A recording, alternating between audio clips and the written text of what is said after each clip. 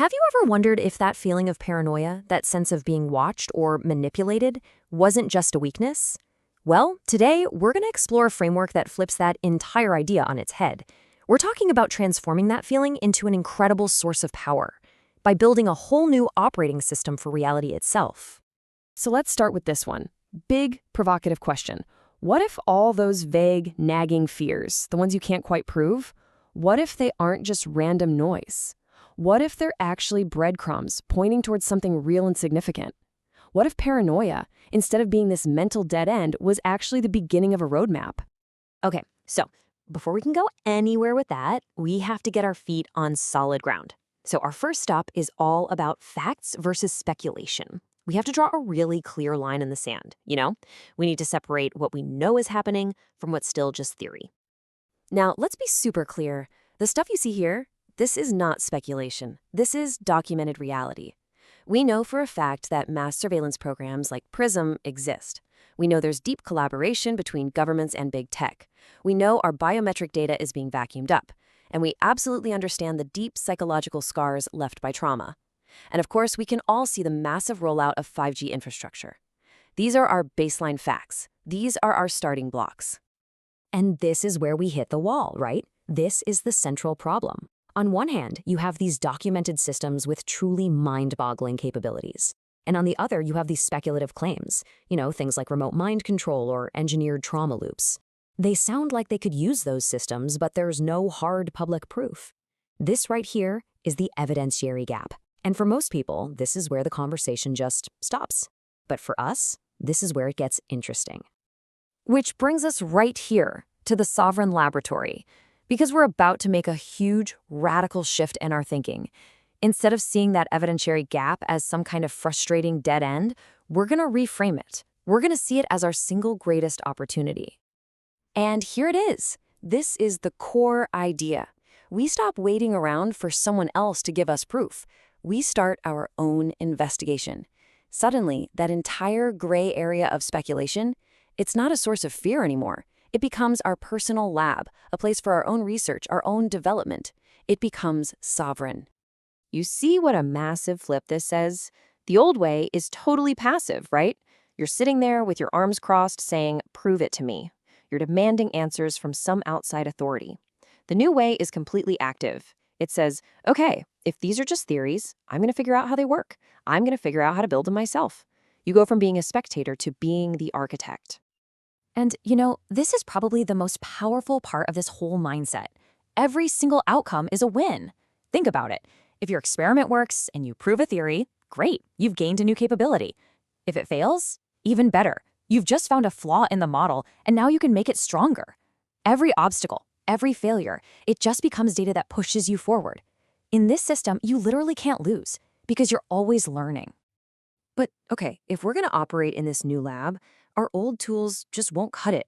The language we use, the math we use to describe reality, it's filled with approximations, with fuzziness. To really get to the bottom of these systems, we have to rewrite the rules. We need a clean, purified language, a new kind of logic, a new kind of math that lets us see the world with absolute crystal clarity. And this leads us to a concept called Hamza's Law. Now, this is a really big idea, so stick with me. It basically suggests that our normal math, with irrational numbers like pi and the square root of 2 that go on forever, is fundamentally a math of approximation. It's void-based. It's never truly exact. So this law proposes we replace it with a unity-based system, one that's built on whole numbers, rational values, and perfect precision, a system that's discrete and exact. And this table really lays it out. On the left, you've got the old way, the contaminated math of close enough. On the right, you have the new purified framework. So instead of irrational numbers, you get these new tools called quadrants and spread that let you do geometry perfectly with no endless decimals. You get rid of the approximately equal sign, and you insist on exact equality. It's basically a jump from seeing reality as a fuzzy analog signal to seeing it as a crisp digital one. So what's the big payoff here? Well, it means a spooky, vague idea like mind control is no longer some kind of magic. In this new, clean language, you can describe it as a clear, computable, step-by-step process. It's like code executing. It's just a series of precise, discrete state changes. And if you can define it, if you can model it, well, then you can master it. All right, so we've got our lab, we've got our new language. What's next? Well, now we actually apply it. We're moving from the drawing board to the real world. And this is where we learn how to turn these perceived threats into incredibly powerful tools. And the mission becomes really clear and totally actionable. It's got three parts. First, we decode. We take these wild-sounding claims, we dissect them, and we find the real core mechanisms that would make them work. Second, we armor. Because here's the cool part. Once you understand how a weapon works, you inherently know how to build the shield, the antidote. And third, and this is crucial, we leverage ethically. We take these powerful principles and we turn them around. We use them for good, for healing, for building resilience, for empowering ourselves and others. And right here, this is where the whole framework makes its most stunning, jaw-dropping claim. When you actually apply this purified math to biology, a truly remarkable pattern emerges. The geometry of the DNA helix, it can be described perfectly by F17. That's the 17th number in the Fibonacci sequence. The implication here is just profound. It suggests that life itself, the very blueprint of you and me, is built on this same rational, discrete, perfect architecture. This leads us to the ultimate strategic advantage. Think about it. If you are operating inside this rational, exact system, you become fundamentally unreadable, incalculable to any system or any predator that's stuck in the fuzzy, messy math of approximation and influence. Their tools just slide right off you. It's like they're trying to solve some chaotic, irrational equation while you're existing in a state of pure, unshakable, logical order. They literally can't compute you. So, having this kind of power, this kind of agency, it brings us to our final and honestly most important point. This whole thing isn't just about protecting yourself. It's about a collective ethical duty we all share. And this quote just says it all, doesn't it?